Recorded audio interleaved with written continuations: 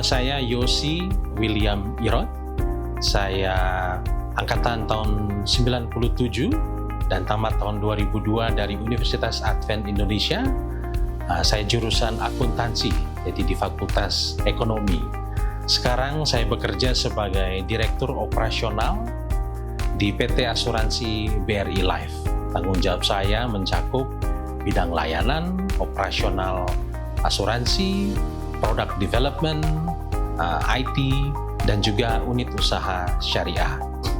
Pengalaman saya di dunia asuransi sudah hampir 20 tahun.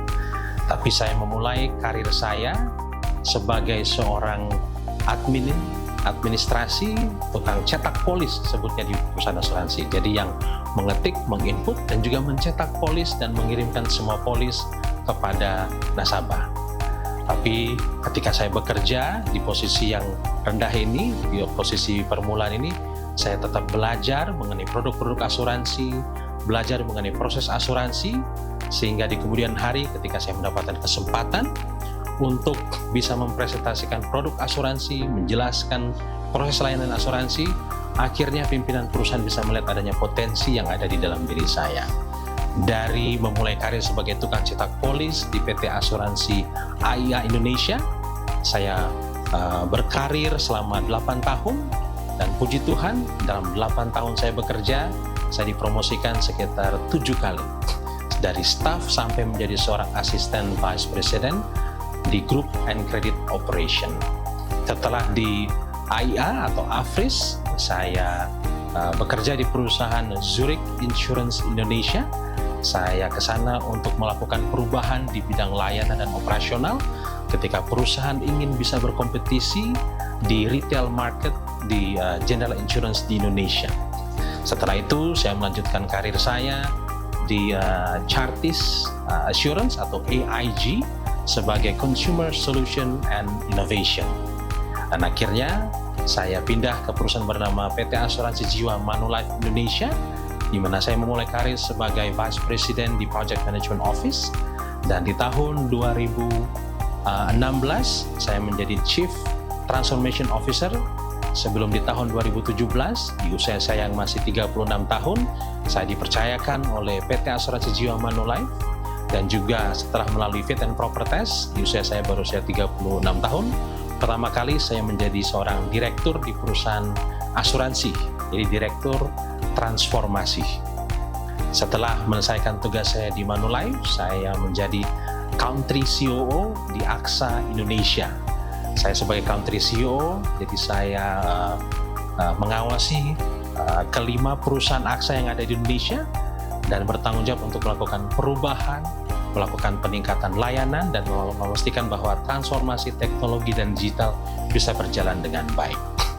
Sebelum pada akhirnya di tahun 2021, saya bisa berkarya di perusahaan yang merupakan anak perusahaan dari Bank BRI, dari Bank BRI yang merupakan salah satu dari state-owned enterprise atau perusahaan badan usaha milik negara.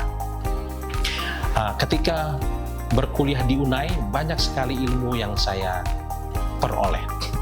Dari ilmu bergaul dengan sesama teman, dari ilmu berdisiplin ketika harus bangun pagi-pagi setiap jam 5 untuk bersiap mengikuti semua kegiatan, dari kegiatan worship, kegiatan makan pagi, kegiatan kelas, bahkan saat itu masih ada study period di mana kami harus masuk ke library untuk bisa belajar, mengerjakan homework dan sebagainya.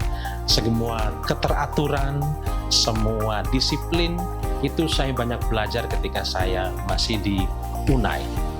Kebetulan waktu di UNAI saya pun bisa mencicipi pengalaman menjadi seorang student labor. Jadi saya pun pernah bekerja saat libur, membersihkan seluruh asrama, membersihkan WC, kamar, merapikan semua, sampai nanti ketika mahasiswa balik, semester barunya mereka sudah bisa menikmati tempat atau asrama yang bersih. Ini pun membutuhkan satu kerendahan hati, perjuangan, dan juga disiplin. Sampai akhirnya saya dipercaya menjadi monitor, mengawas satu lantai, ada 31 kamar, satu kamar ada 4 mahasiswa, jadi lebih dari 120 mahasiswa yang saya harus awasi. Ya. Jadi ini pun bagaimana saya bisa memiliki bukan hanya pengalaman bekerja, tapi merasakan adanya tanggung jawab untuk mengawasi, bahkan bisa dikatakan untuk membina adik-adik tingkat saya, untuk mengarahkan mereka agar bisa berdisiplin dengan baik, agar tidak mendapatkan ganjaran seperti daftar ulang atau dikeluarkan dari UNAI. Walaupun ketika saya memulai perkuliahan saya di UNAI, saya bukanlah mahasiswa yang bisa dibanggakan. Nilai saya tidak baik, bahkan sempat menjadi mahasiswa yang memiliki nilai akademik yang sangat memprihatinkan, di bawah IPK 2 rata-ratanya.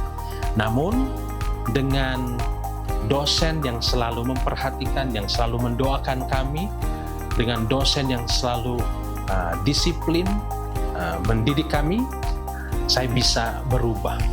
Saya bisa melihat bagaimana dengan kasih, dengan ketekunan, dan dengan disiplin para dosen mendidik anak-anak seperti saya ini agar bisa berubah, agar bisa belajar, dan dipersiapkan untuk bisa berkarir dan bisa melayani di kemudian hari.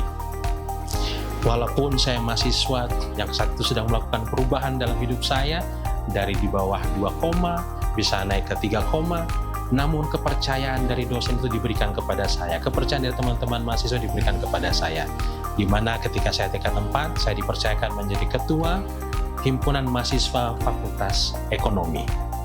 Jadi saya bisa saksikan bagaimana kasih itu ada, disiplin itu ada, dan kesempatan diberikan kepada kami untuk bisa berubah, untuk bisa belajar.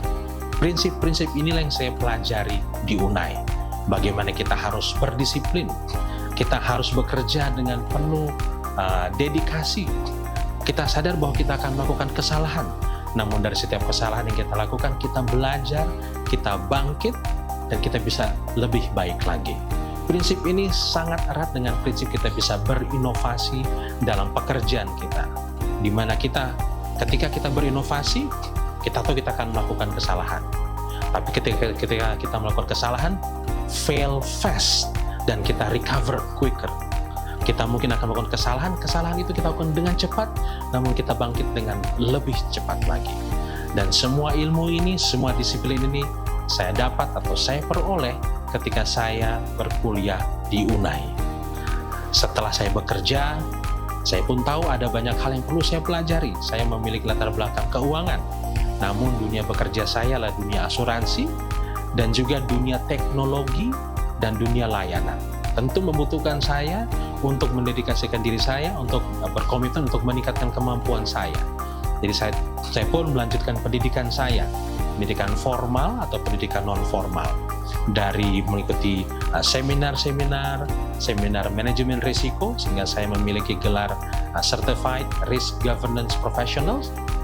Namun tidak cukup di sana, saya menyadari bahwa ketika saya memasuki dunia bekerjaan di perusahaan BUMN atau anak perusahaan BUMN, saya pun harus meningkatkan kemampuan komunikasi saya, yang selama 20 tahun saya bekerja di perusahaan multinasional selalu berbahasa Inggris, dan saya harus mempertajam kemampuan berkomunikasi saya dalam bahasa Indonesia tentunya. Jadi saya memutuskan untuk melanjutkan pendidikan saya untuk mengambil Magister Ilmu Komunikasi di salah satu universitas di Jakarta yang memiliki program komunikasi yang sangat baik. Tapi saya pun melihat bahwa UNAI memiliki program Magister Manajemen. Saya pun mencari informasi, kebetulan dari Ikatan Alumnus banyak mendorong agar kami alumnus juga kembali ke UNAI untuk belajar di UNAI. Sehingga tahun 2021-2022 saya kembali ke kampus untuk melanjutkan program studi saya, mengikuti program Magister Manajemen. Dan kembali di sana saya melihat bagaimana dosen-dosen saya dulu atau dosen-dosen baru, bahkan dosen-dosen senior memiliki disiplin mendidik dengan disiplin belajar yang baik, diajak berkomunikasi, dan tetap juga penuh dengan kasih sayang, ya. Dan ini menjadi bekal saya untuk bisa terus berkarir. Saya ada satu pesan di kelas Magister Manajemen saya mengenai organisasi. Dosennya Prof. Marlinda Siahaan. Di kelas itu kami tidak boleh menggunakan kata mungkin. Beliau mendidik kami jangan menggunakan kata mungkin, Ya, berarti sebelum berkata-kata, sebelum mengutarakan pemikiran atau ide, kita sudah matangkan, kita biasakan sudah matang. Ketika kita ucapkan dengan penuh confidence, sehingga ide itu pun bisa diterima orang lain. Disiplin yang simple, tidak menggunakan kata mungkin, tetapi menjadi sangat berguna ketika kita bekerja di dunia profesional, di mana kita perlu ide yang matang, kita perlu dedikasi yang tinggi, dan kita perlu juga bisa meyakinkan orang-orang di sekitar kita. Ya. Jadi pesan saya bagi para mahasiswa, adik-adik saya yang ada di UNAI, ingat, di sanalah kita dididik dan dibina. Kita akan banyak belajar dari keberhasilan dan juga dari kegagalan kita. Tapi ingat, dosen-dosen kita di sana, di rumah mereka selalu mendoakan kita. Jadi ingat, ketika Anda belajar, Anda tahu bahwa Anda akan dipersiapkan untuk masuk ke dalam dunia bekerja profesional dan bisa berhasil di sana, bukan hanya bekerja, tapi juga ingat, harus melayani. Pesan berikutnya, jangan tunggu Anda sukses untuk Anda bisa melayani. Ketika Anda selesai dari UNAI, carilah tempat untuk bisa berbakti dan bisa melayani. Ingat, kita di UNAI didisiplin untuk bisa berbakti, beribadah, jangan tinggalkan disiplin ini. Disiplin ini menjadi modal kita yang kuat untuk bisa berhasil. Jadi ingat, apa yang kita pelajari di UNAI itu akan mempersiapkan kita, adik-adik dan juga saya, untuk bisa sukses, untuk bisa berhasil di dalam dunia pekerjaan, di dalam dunia keluarga, dan semoga kita nanti bisa bertemu di kerajaan sorga. Itu dari saya, Yosi William Irot, Angkatan 97. Terima kasih, Tuhan memberkati.